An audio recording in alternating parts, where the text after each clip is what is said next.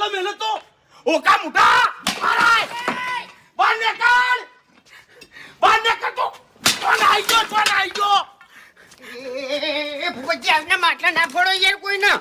અરે ફૂમતોય આ ઓકા મુઠે મારા ગલ્લાના હમે લાઈન ગલ્લો મેલ્યો છે એ મને નહીં ઓળખતો.